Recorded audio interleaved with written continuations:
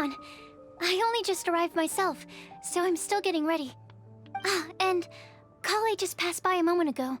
She said she had some things to sort out at the inn where she's staying, but she'll meet up with us when she's done. Apparently, Tighnari and Sino both went out, but she stayed behind because she wanted to help us.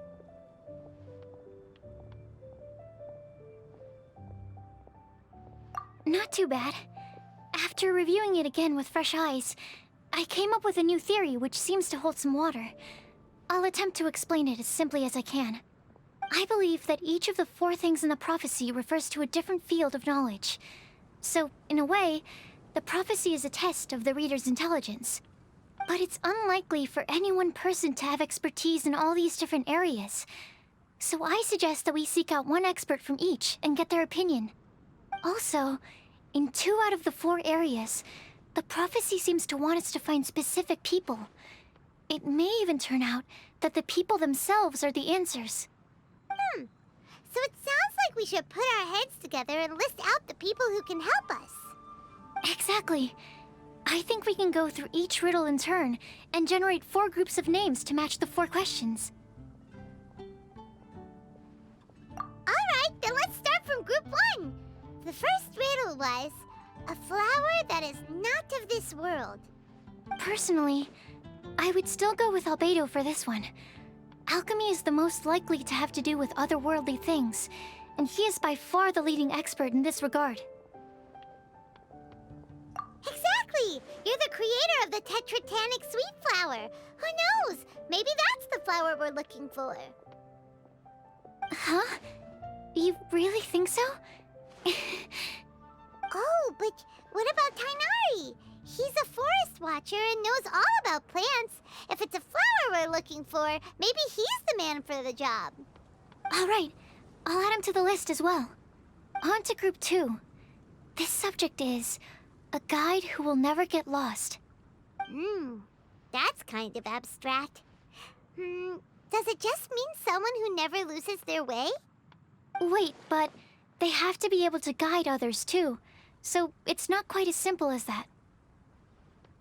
Oh, you mean Mona? Yeah, she definitely count. Mona.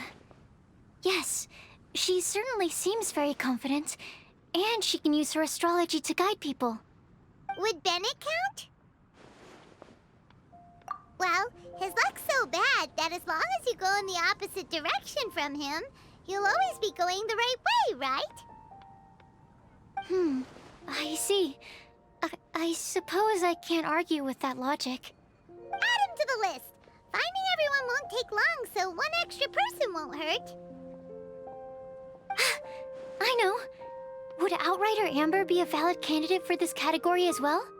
Yeah, she would! She's got a great sense of direction after all. As a matter of fact, when the Traveler in Paimon first came to Mondstadt, she was actually the one who gave us directions. Yes, she's certainly a good guide. Is there anyone else? Let me think. Yes, I believe there may be one more. Albedo once made a set of equipment for Mika from the reconnaissance company. He's their surveyor and an exceptional pathfinder. He's even instructed others in the discipline of surveying before. So, in my view, he's highly unlikely to lose his way and would be very good at helping others find theirs. Cool! Another one for our list! Wait, Kale should have been here by now. Wonder what's taking her so long. Sorry, could we continue our chat somewhere else? Oh, you wanna go see how she's doing, right? Sure, let's all go.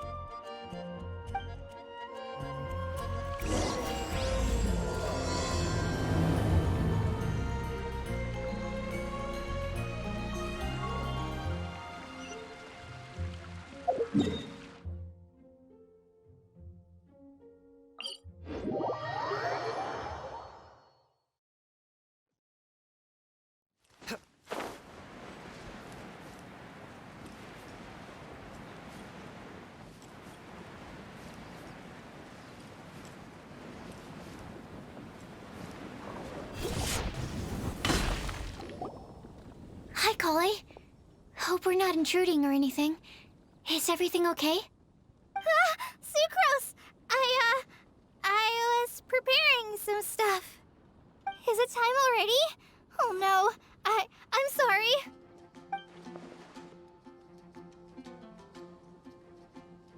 Don't worry. The Traveler and I only just met up. We were just worried that you might get lost along the way, so we thought that we'd come get you. Thank you. I'm ready to join you now. How's that thing going? So let's pick up where we left off. Next up is the third line. One who would never lie. Anyone spring to mind? You really think so? Seems like it would be pretty difficult for someone in his position to avoid having to lie.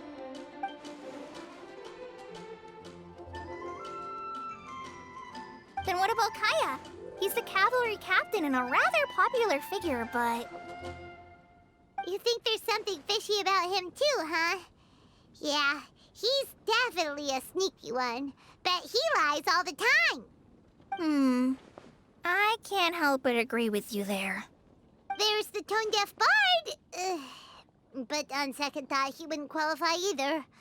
He talks way too much nonsense. Is there anyone else we're missing? Acting Grandmaster Jean? She has a good name in that regard.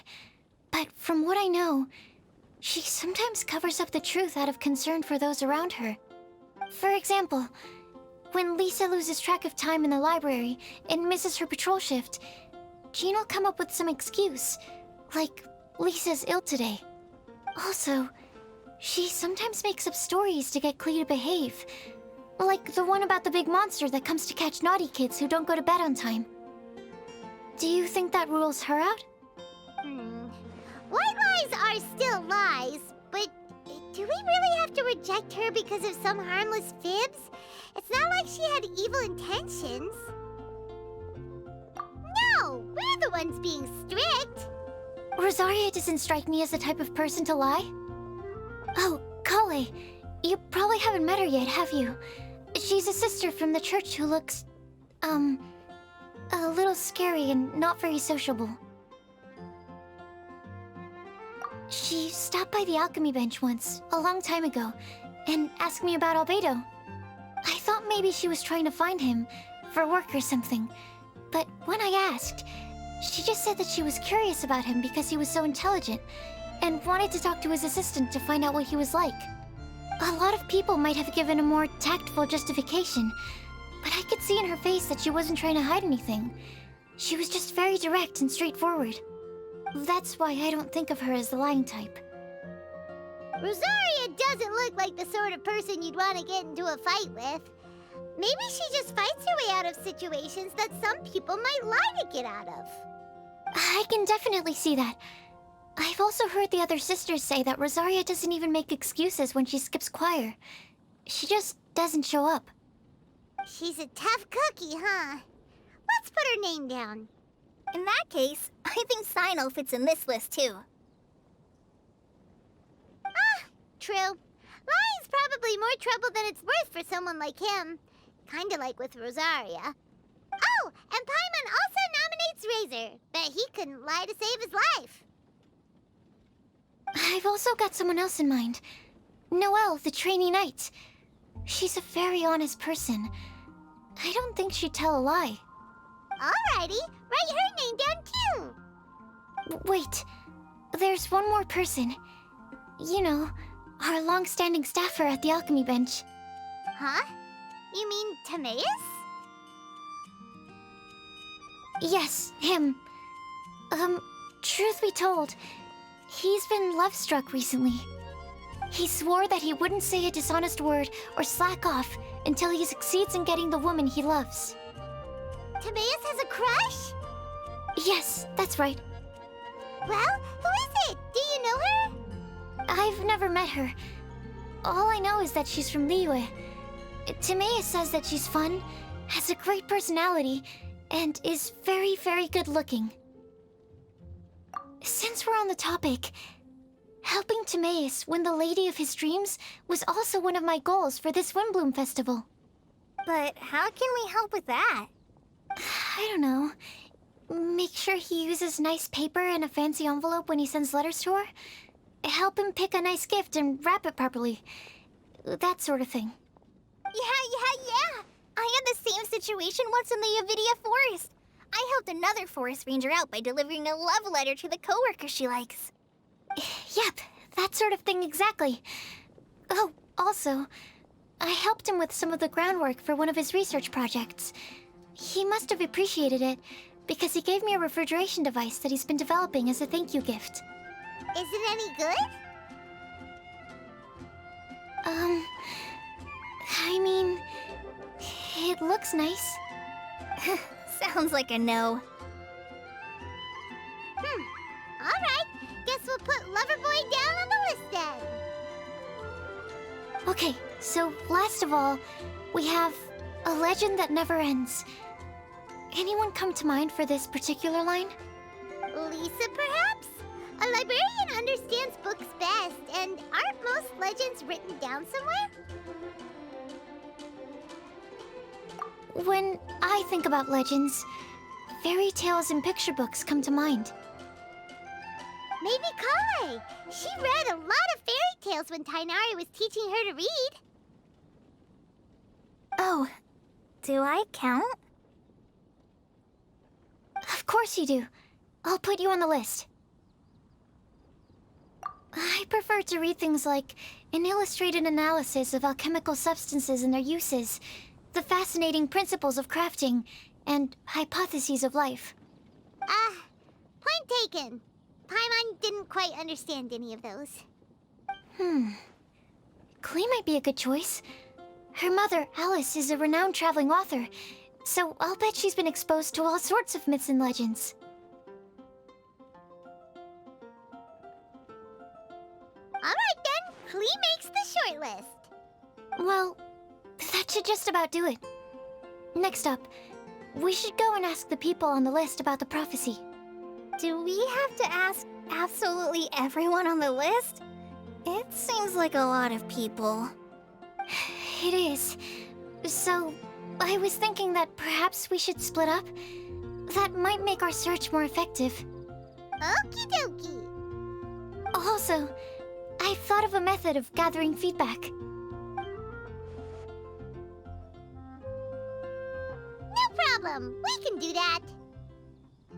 You and the Traveler are practically joined at the hip, so you two can go together. I'll pair up with Kale. Capable Kale and sensible Sucrose. Sounds like a winning combination. Okay. I promise I'll help. Capable Kale. Yeah, I got this. Rest assured that the unbeatable Traveler and Paimon will do our part too. Off we go.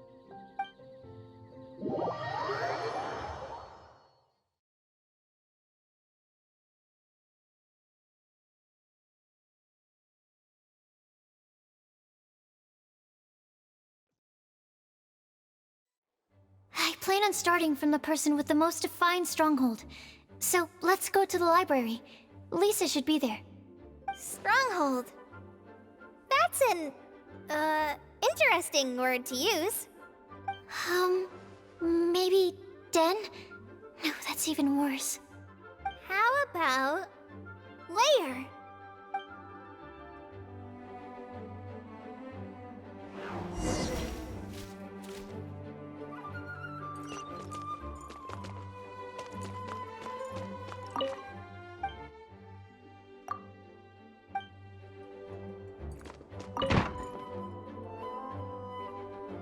Here we are, Lisa's lair. Oh no, that was a bad word choice.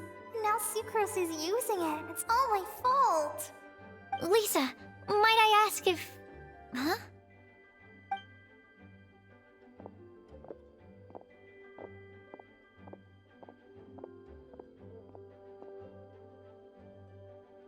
Sucrose. Kale. What are you doing here? I can only sucrose that they were Kale-ing on someone. At least that's as far as I know. Oh, please, just stop it with these puns. I beg you.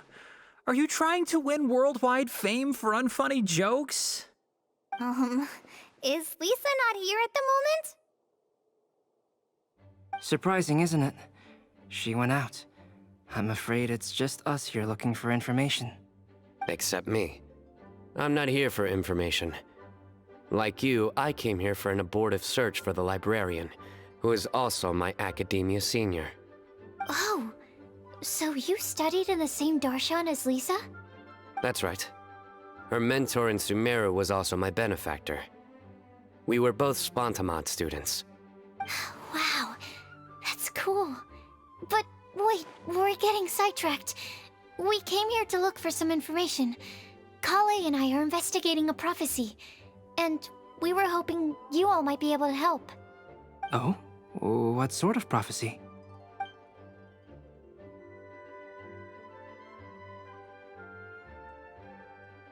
I see. You want to ask them about the flower that is not of this world, and me about the one who would never lie. But there's no rush. You don't need to answer right away. We're just here to tell you about the situation. You can take your time to think it over and submit any thoughts you have in written form to the Sucrose mailbox. The Sucrose mailbox? Yep. I was thinking about it on the way. And although they seem like trick questions, there's a lot to mull over once you get down to the details. A quick answer off the top of your head might not go into enough depth. So, I decided to place a mailbox next to the alchemy crafting table. Everyone can submit their written answers there when they're ready. We don't have to call it the Sucrose mailbox, though. It could just as well be called the Sucrose and Kale mailbox. Or even the Sucrose, Kale, Traveler, and Paimon mailbox. I think in this case, we can just go with your quick answer off the top of your head. Sounds like a good solution. Certainly more reliable than verbal discussion alone. Agreed. Certainly when it comes to discerning whether someone is a liar or not, you cannot simply take them at their word. Understood. Once we've had a look into it, we'll place our replies into your mailbox. Thank you all so much. Okay, let's tick them off the list and carry on working our way down. Already done.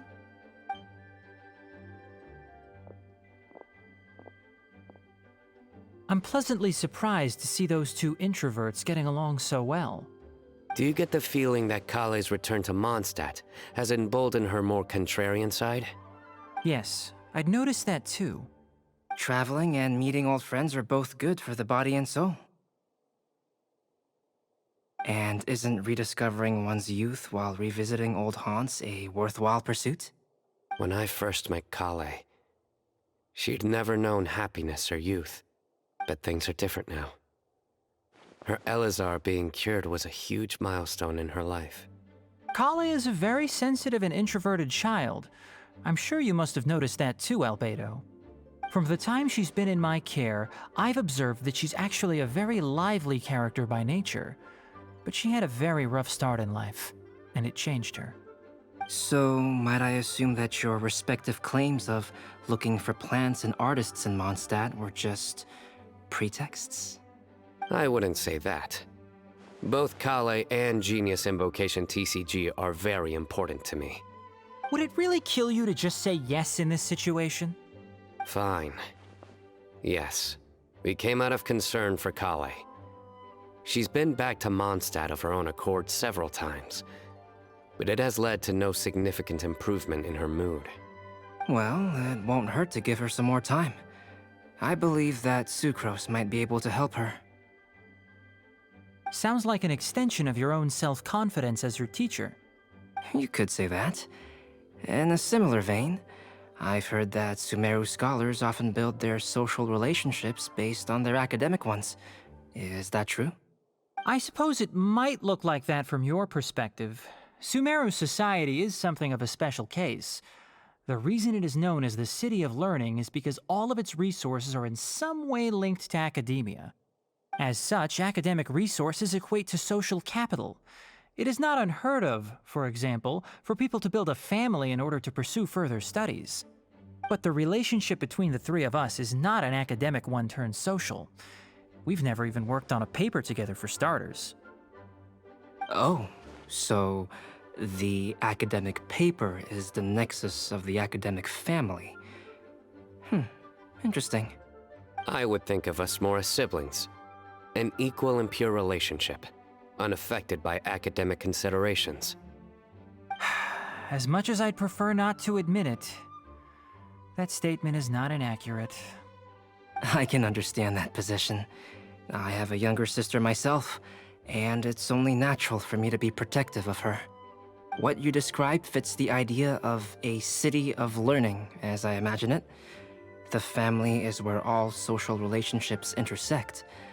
As such, a family founded on common goals may actually be more stable. By the way, who's the eldest between you? Let's not go down this rabbit hole, please. In terms of age, I'm the eldest, of course. He just doesn't want to admit it. But your mental age is younger than that. I dare say even by enough to be the youngest sibling. Perhaps I could bring Kale into this happy family to be your elder sister.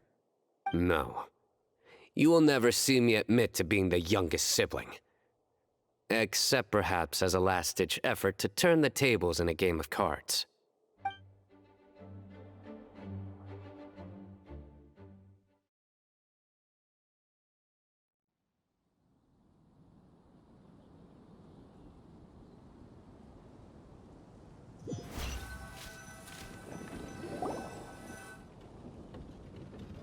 Guess we'll leave Kali and Sucrose to it. Fingers crossed all goes well for them. Now then, where should we go first?